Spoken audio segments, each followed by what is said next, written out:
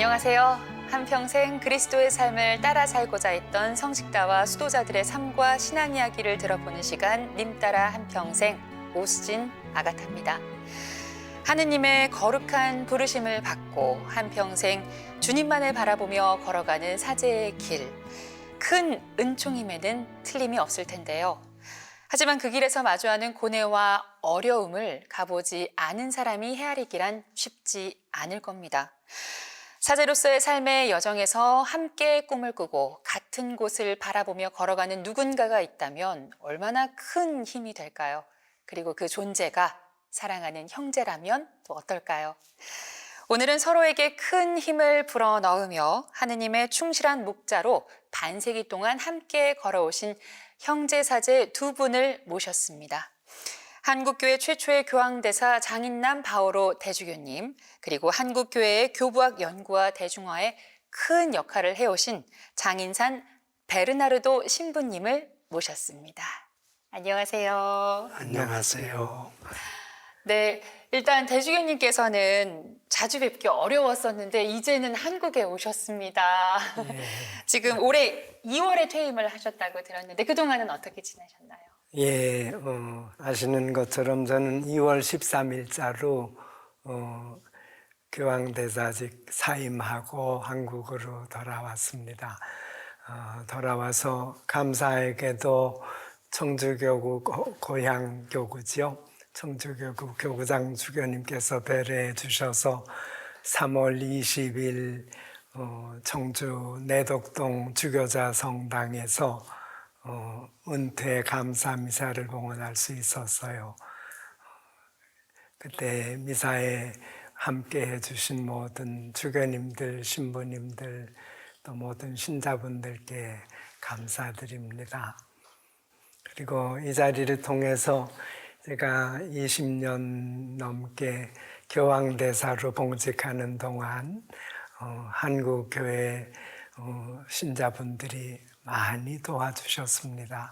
영적으로, 물적으로 저를 위해서 도와주신 모든 은인 신자분들께 이 자리를 통해서 감사드리고 싶습니다.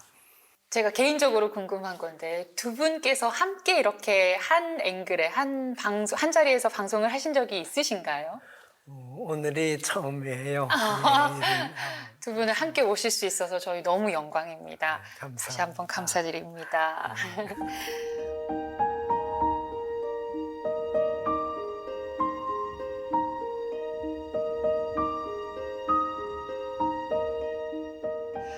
두 분께서는 청주교구 사제이시지만 우리 장인산 신부님은 고향이 청주, 그러니까 충청도는 아니라고 들었습니다. 평안북도 강계에서 태어나셨어요. 예. 그래서 두 분의 이름에도 그 의미가 담겨져 있다고요. 저는 산이 많은 북한 땅 중강진 바로 남쪽에 위치한 강계에서 태어나서 아버지께서 너는 산이 많은 데서 난 아들이니까 인산이라고 지어주시고, 동생은 이제 서울에서 또 태어났기 때문에 너는 남쪽에서 태어난 남녘 사람이다 해서 인남이라고 지어주셔서 합치면 남산도 됩니다. 우와, 그렇네요.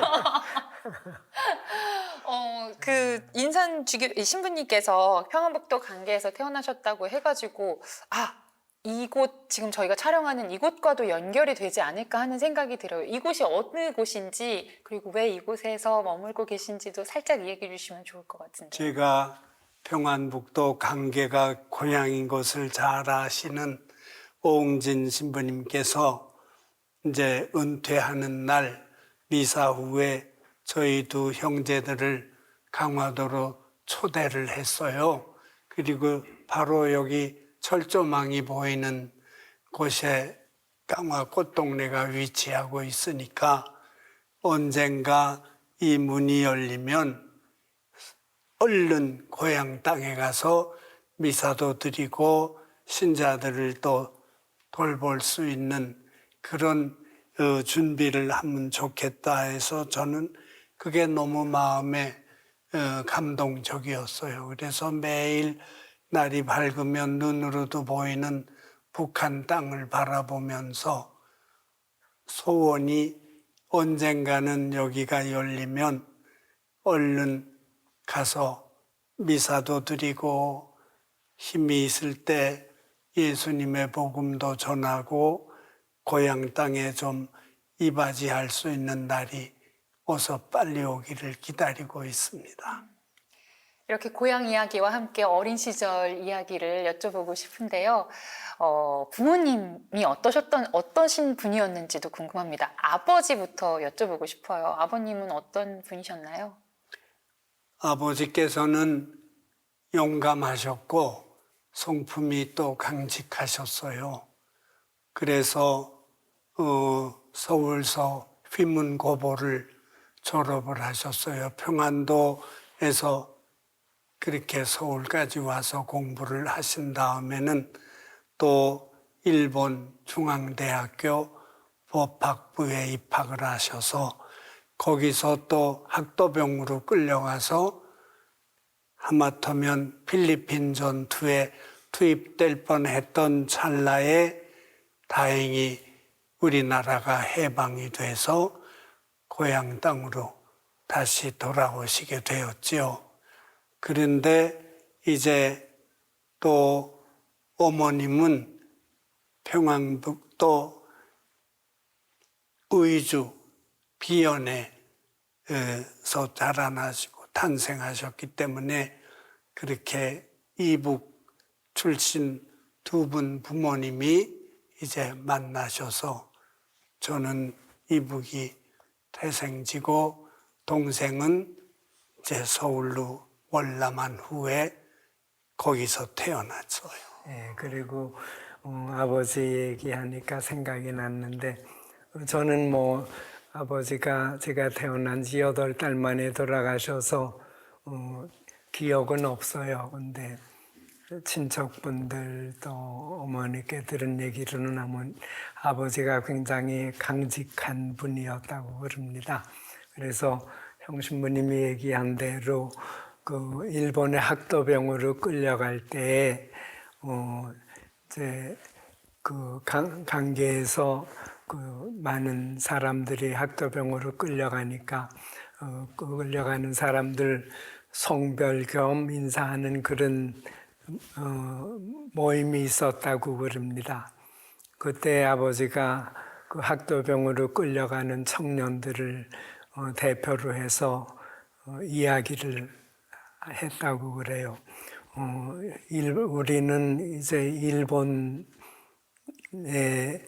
방위를 위해서 일본을 지키기 위해서 이렇게 일본 군인으로 끌려갑니다. 우리를 이렇게 일본군으로 징집해가는 일본인 여러분들, 우리를 그럼 당신들과 똑같이 대하고 올바르게 한국 사람들을 대해 주십시오 하는 얘기를 거기서 했다고 그래요. 그래서 일본군 학도병으로 그 징집되어 가던 모든 사람들이 속이 시원하게 이렇게 일본 사람들에게 할 말을 했던 그런 기억이 있다는 얘기를 들었던 기억이 납니다. 우리가 끌려가는 이유가 나라를 잃었기 때문에 다른 나라를 위해서 싸우러 끌려가는데 우리가 우리나라를 세워야 합니다.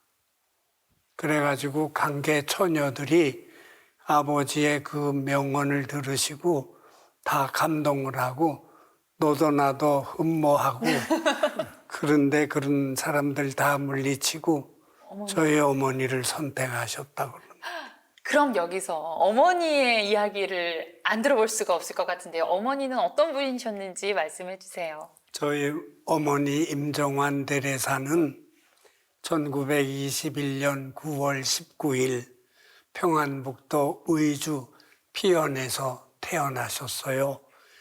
그런데 아버지, 그러니까 저희의 외할아버지 때부터 천주교 신앙을 아주 독실하게 잘 간직한 집안이어서 어릴 때부터 매일 미사에 아직 별들이 밤에 보이는 그런 시간에 5시에 일어나서 미사 참례 꼭 갔다 오시고 그렇게 잘하셨는데 집안이 가난했기 때문에 이제 기본 교육만 받으시고 더 공부하고 싶은 그런 마음은 있었는데 마침 경향 잡지 그 표지에 일본 가마쿠라에 있는 성모 방문 수녀회, 그러니까 성모님이 엘리사벳을 방문하신 것을 기념하는 그 수도회에서 간호 학생 및 수녀 지망생 모집이라는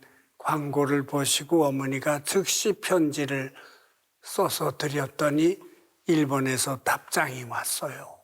그래서 16살 나이에 그 편지를 들고 신의주에서 부산까지 기차를 혼자 타고 거기서 현해탄을 이제 넘어가는 배를 타고 시모노세키에 도착하니까 일본 수녀님 2분이 기다리다가 어머니를 데리고 가마쿠라 그 간호학교가 있는 수녀원에 가셨어요.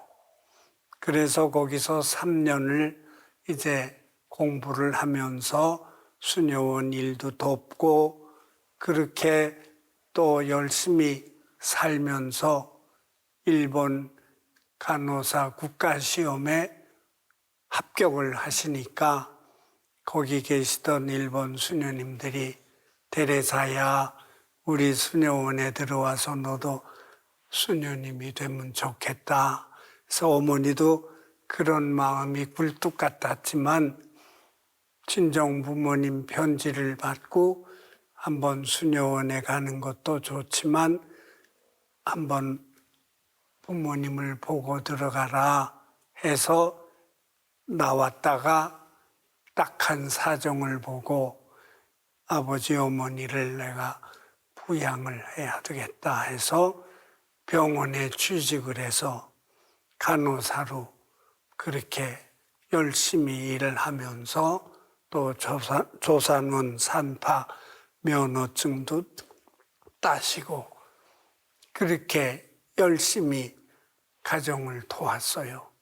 그렇게 돕다가 또 병원에 의사 선생님이 마침 저희 부친의 친구였기 때문에 소개를 받아서 결국 강계 청년과 의주 피연 처녀가 만나서 결혼을 하게 됐습니다. 그리고 2분이 태어난 계기가 됐습니다.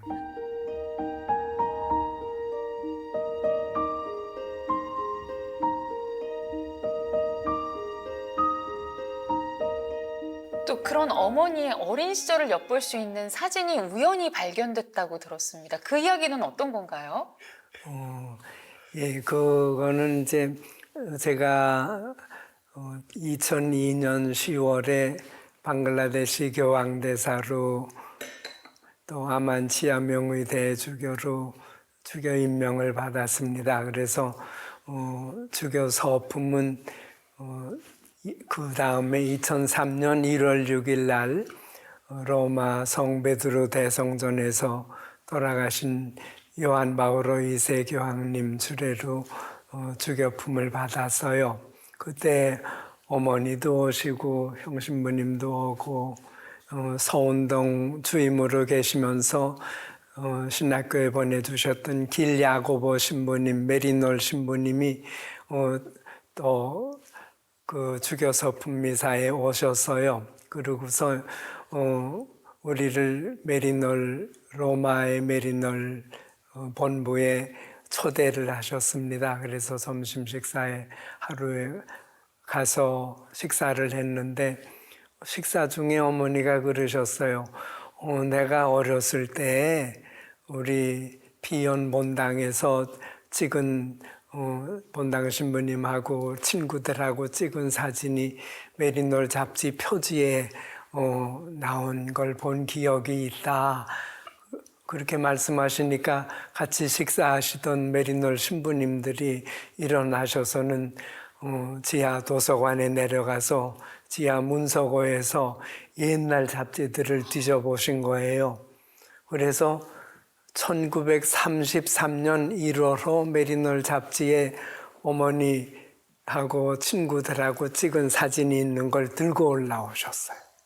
그렇게 해서 그러니까 1933년이니까 어머니가 12살 때 그 성당 친구들하고 주임 신부님하고 함께 찍은 사진을 우리가 보고 그걸 계기로 해서 연결된 사진들을 많이 찾았습니다.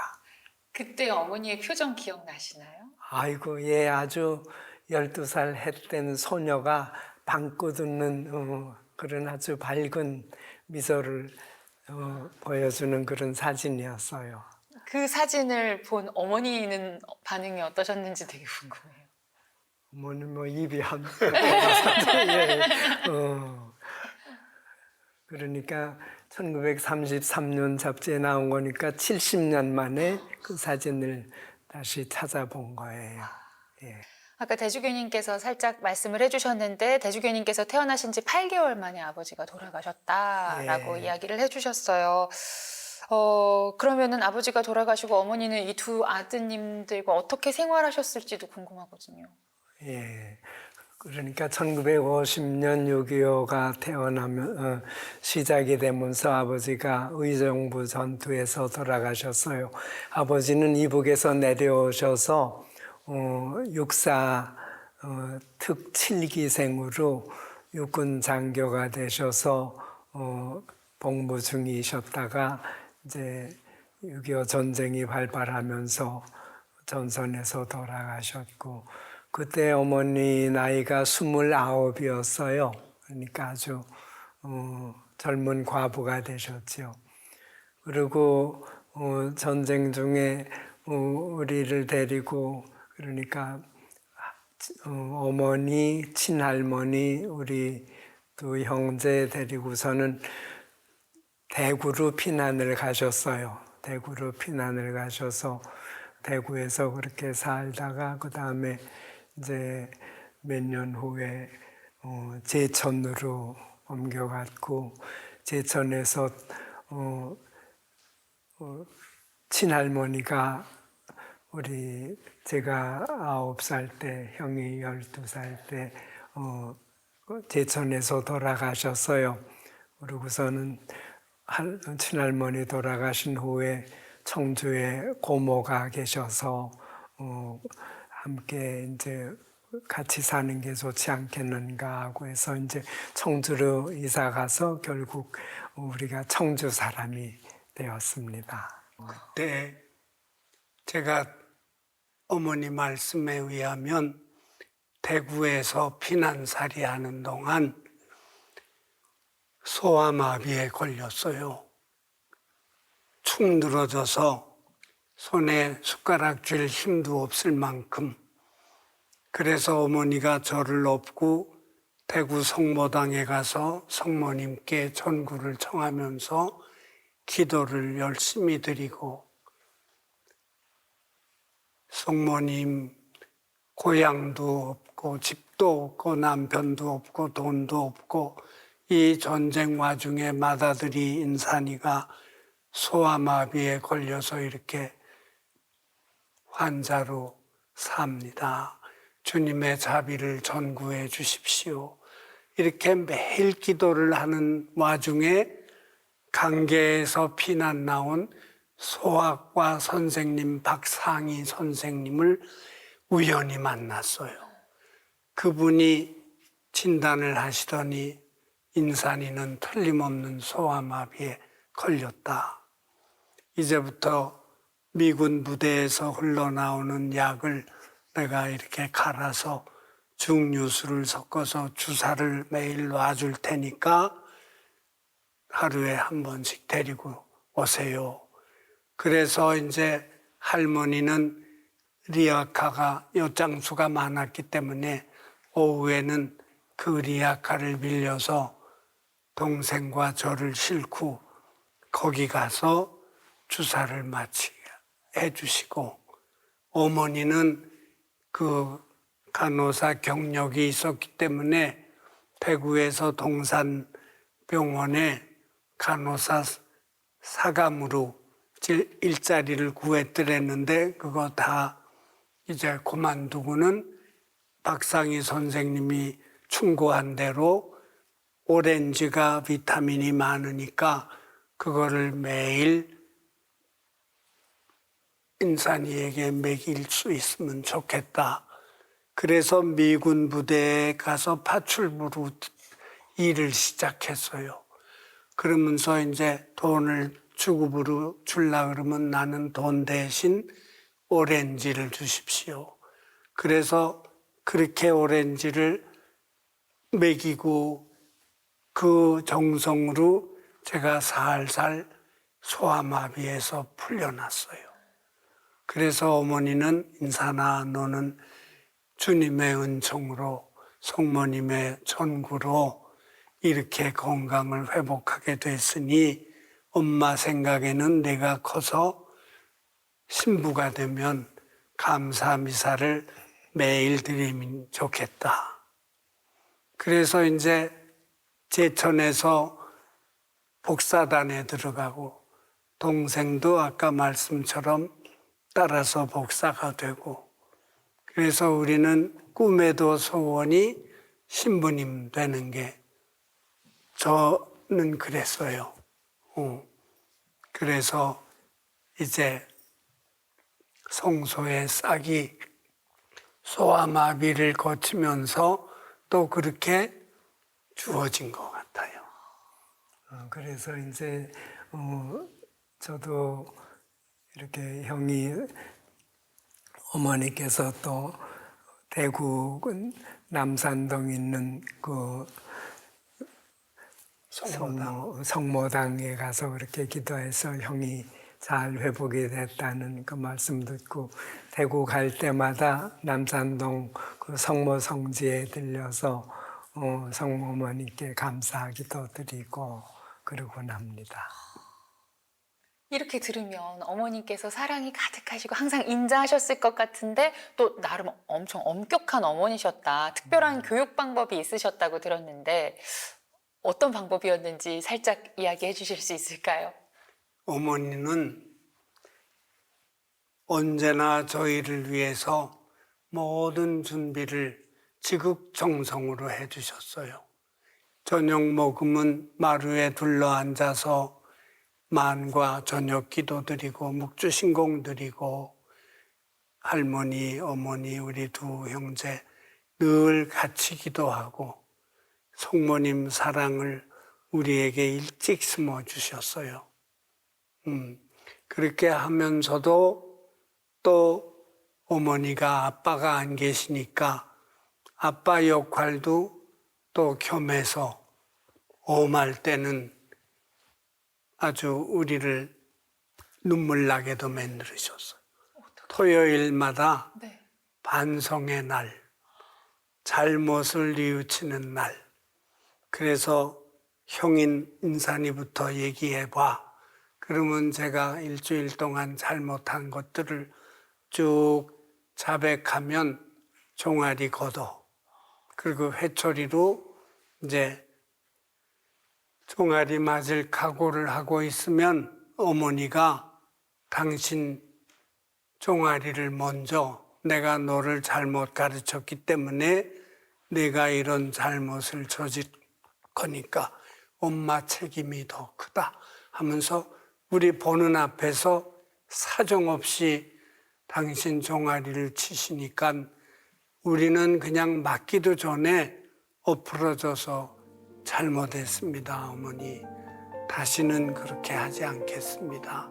결심을 하게 되고 그 다음에는 제 차례라 맞고 동생도 똑같이 그렇게 하고 그러니까 이 토요일 날마다 무슨 신학교 고해성사 보는 것처럼 한 주일에 한 번씩 카드 가지고 보니까 그렇게 살았어요. 수도 성소를 꿈꿀 만큼 신앙심이 깊고 살고 또 삶을 개척해 나가는데 누구보다 열정적이셨던 우리 두 분의 어머니 이야기가 정말 깊은 울림을 주는 시간이었습니다. 이런 어머니 밑에서 두 아들들에게는 어떻게 성소가 생겨났는지 다음 시간에 계속해서 들어보도록 하겠습니다.